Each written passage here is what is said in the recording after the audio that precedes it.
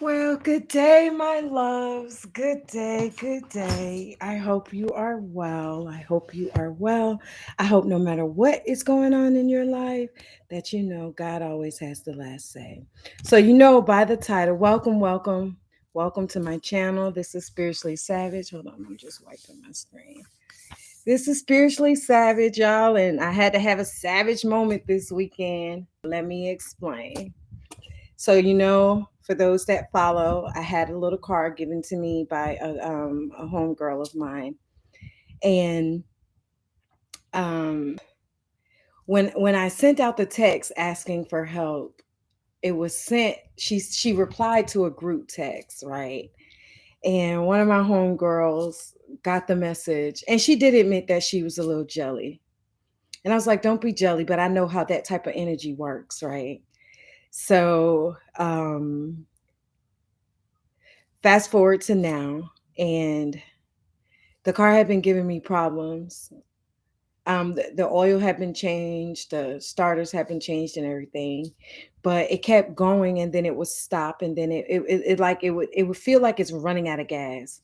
And so I told her, and she was like, "Okay, well, let's bring it to my mechanic to see what's going on." So I did that last week, and come to find out, it needs like catalytic converter or something like that, which is 180 bucks, which, the car is really, really old, and she doesn't want to put that type of money into it, which I understand and I totally get, because I wouldn't either. You know what I mean?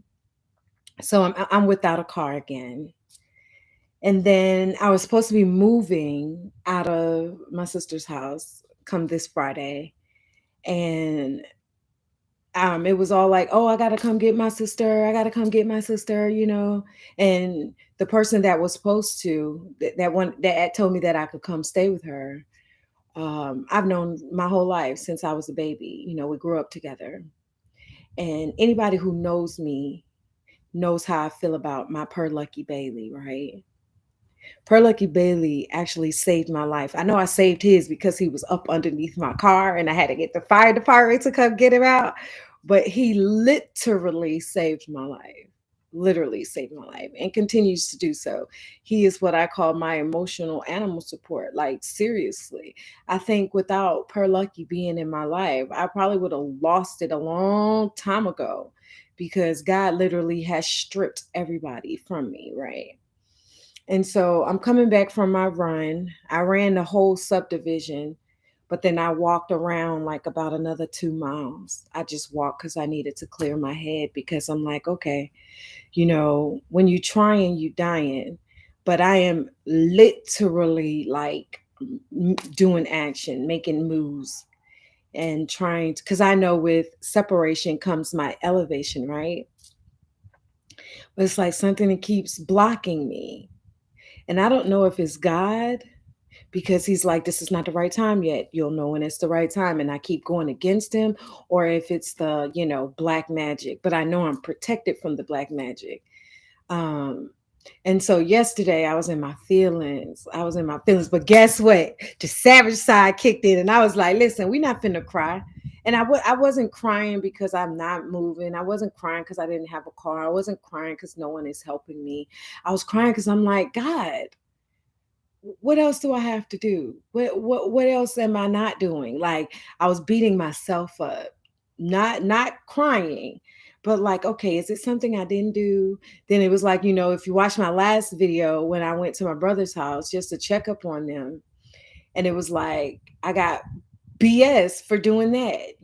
So it's like, literally, I need to just mind my own business, me and Lucky's business. I need to just mind my own business. And so on my run and walk, I'm like, okay, God. Well, yesterday I was in my feelings and I was in my head, and God has a way of sending messages. And so my great nephew came up to me, and he was like, I was in the kitchen, and he goes, "Auntie, have you ever heard this song? Um, uh, what was the name of the song, by something Collier? Um, let me see if I can find it. Let me see. Let me see. Let me see. Let me see, y'all. It was "Don't Stop Believing" or something like that. Let me see. Oh, I can't figure it out. Hold on, I'm finna find it. I'm finna find it. I'm finna find it. Let me see. Jacob Collier, Don't You Worry About a Thing, right? That's what it was. It was Jacob Collier, Don't You Worry About a Thing, right? And so because I was in my feelings, I was like, mm-mm, because I was in my head. And then I heard the lyric again, and then the song started playing in my head. And so I said, Chunky, what did you say? And he was like, do you know that song by Jacob Collier?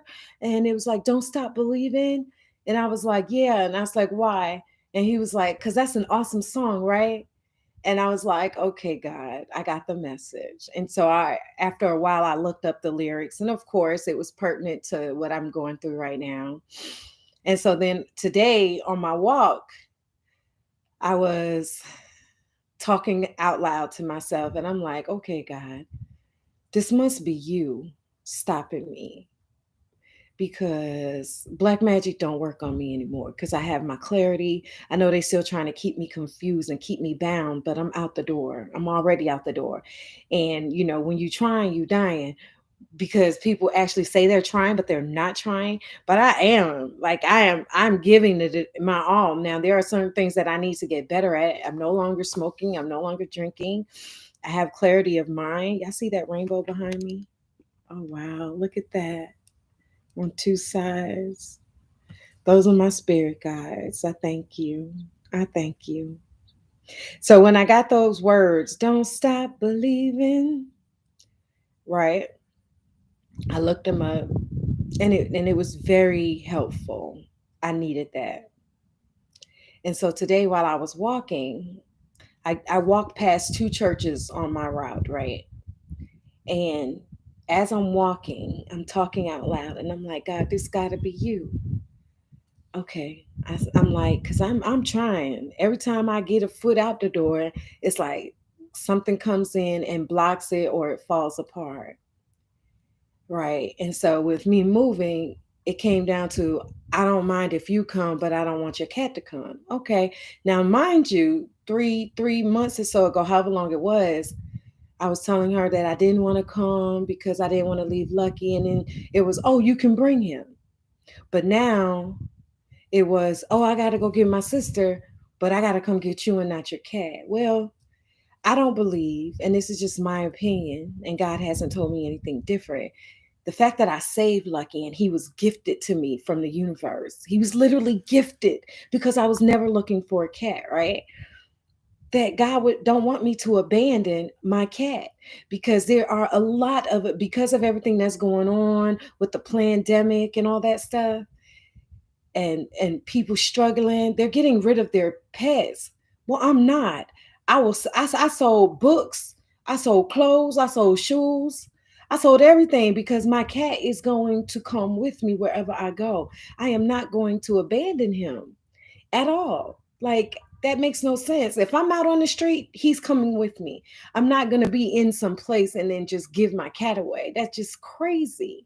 Right? Because literally, I feel like God in the universe gave me Lucky. He literally picked me. You know how children pick the parent they want to be born through? Lucky picked me because he had been in the street before I even got there. And he chose my car to jump in. So I'm not getting rid of my cat. Okay. I don't have a car anymore. And the people I'm with don't want me using their car. So I will be walking to the grocery store. And I don't know. I don't know how long it is. I've never walked to Kroger, but I will be walking with my cart. I got a cart that I used to use in Texas when I used to walk to the grocery store. But the thing about where I'm at now, there are no sidewalks, right? So I'm okay with that. I've walked long distances before, so that's not going to bother me. But I really know that my separation from the people that are around me that don't wish me any good will lead to my elevation. And I'm trying to separate, y'all. I am literally trying to separate, and it's not working out for me. So on my walk, I'm talking out loud to God, and I'm like, okay, this got to be you then. You'll let me know when it's time, because it will be effortlessly. And as soon as those thoughts and those words came, the bell chimes on the church rang. And all I could do was smile. That's all I could do was smile. So I want all that I've been promised and lost. I lost loves. I lost friends. I've lost family members. I've lost jobs. I lost cars. I've been chronically homeless. Even when I had my house and I rented it out for 2 years. Crazy. But I know emphatically, beyond a shadow of a doubt, that when you are down to nothing, God is up to something. God is up to something. So I have resigned it in my head that I'm still supposed to be here for whatever reason. For whatever reason. I can't fathom why. I really can't. I really can't. I really can't. I really can't, y'all.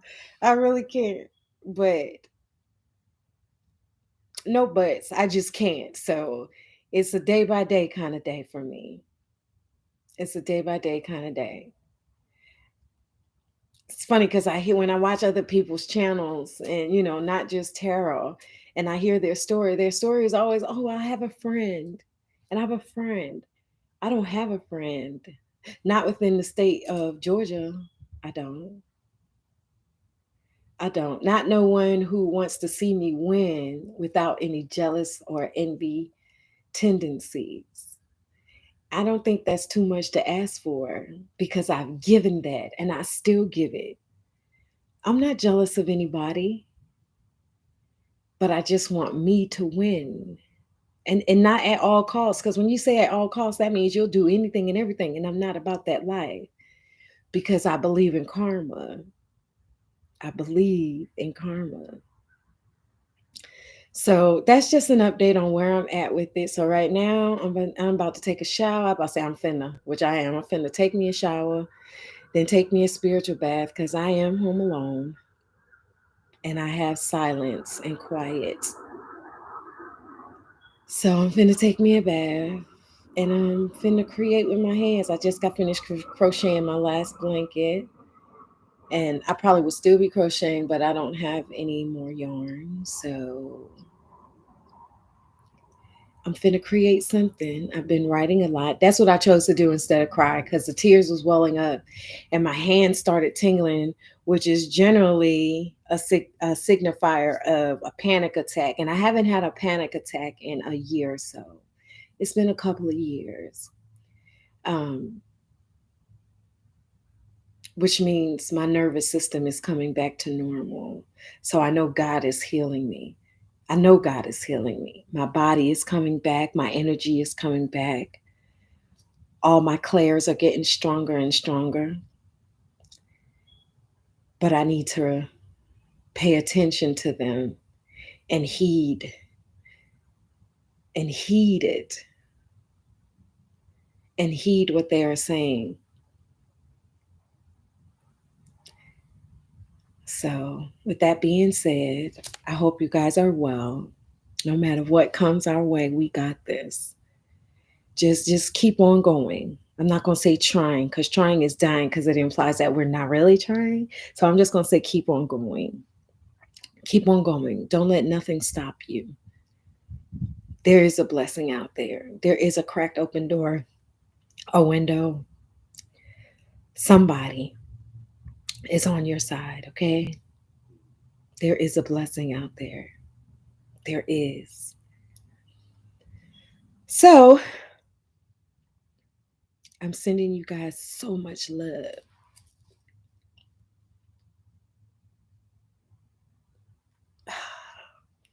I just sent you a tight hug, a big old tight hug. If you're like me, you don't get them. And I love human contact. I know God is sending love my way. Even with my last relationship, I knew I was close to the one who belongs with me. Whether you believe in twin flame journeys or not, I felt it my whole life and didn't even know what it was and couldn't even explain it.